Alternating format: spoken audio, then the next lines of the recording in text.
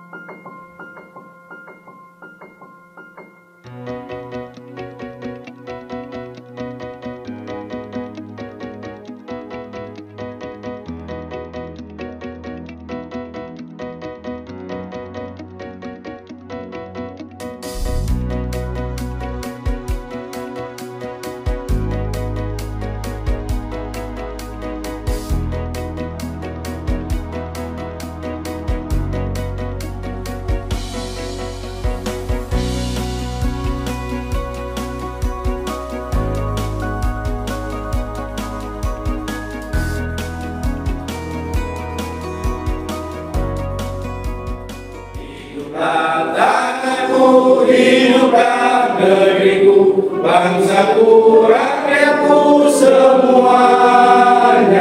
Bangunlah jiwanya, bangunlah badannya untuk Indonesia Raya. Indonesia Raya, merdeka, merdeka, tanahku, negeriku yang ku cinta. Indonesia Raya, merdeka, merdeka, hiduplah Indonesia Raya. Indonesia Raya,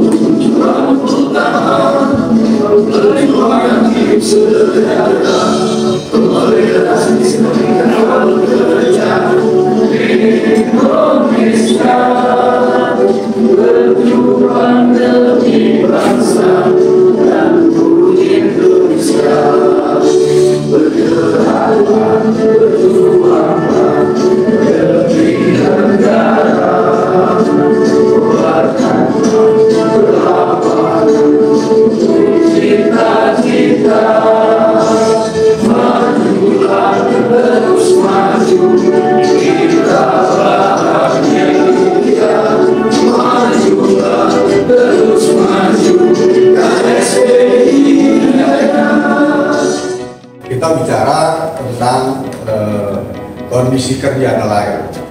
Ada sekitar 150.000 nelayan yang ada di Jawa Tengah dan kurang lebih 27.488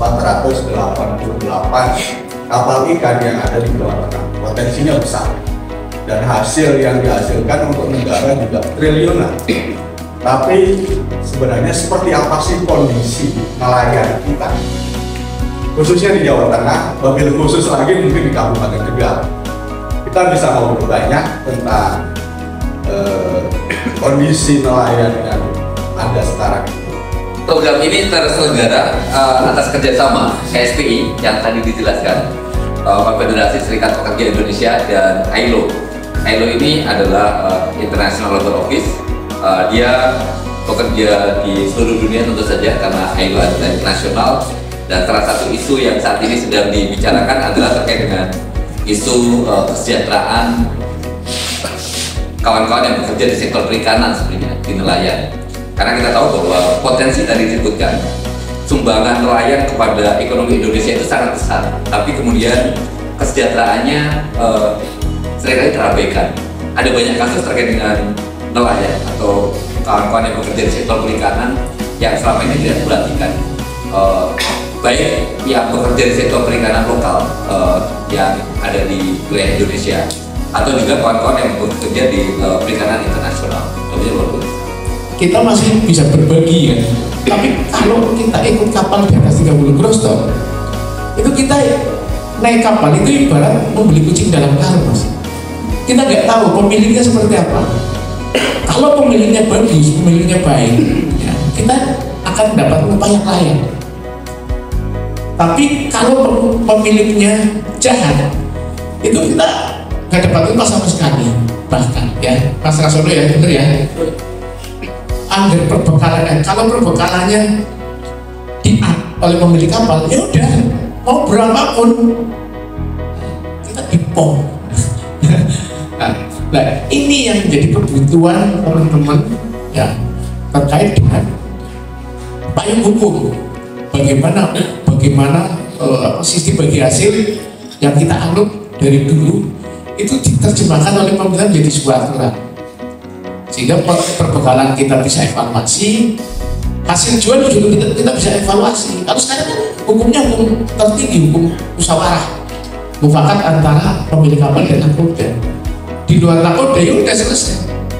Bahkan nakoda itu ya mohon maaf, apa kata pemilik, karena tidak ada perjanjian yang khusus ya. Kalau kita di PT di pabrik ya, kalau melanggar kan ada yang namanya PHK, kemudian ada peringatan 1, 2, 3, ada mediasi dan sebagainya, bahkan ada PHI. Kalau di nelayan, kalau mau diberhentikan seorang nakoda diberhentikan, ya berhentikan aja. Orang pamit, terus berapa cacat selesai kan? Apakah ada pembinaan? Ada. Apakah ada persamaan? Sama sekali. Nah, ini kondisi kerja yang ada di perikanan kita. Nelayan kecil terutama di larangan. Saya terutama ingin mengatakan istilahnya apa, keluh kesahnya ya, nelayan kecil itu terutama itu harga penjualan ikan itu sangat murah. Istilahnya harga paling termurah itu dari nelayan ke tengkulak, sedangkan tengkulak penjualannya lebih besar, tidak sebanding dengan apa yang kita bawa, apa yang kita istilahnya perbakalannya lebih mahal daripada harga ikan.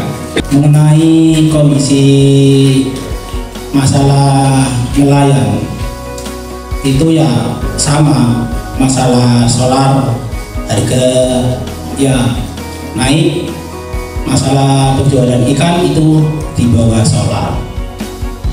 Jadi ya kurang pas sama yang di bawah. Juga mengenai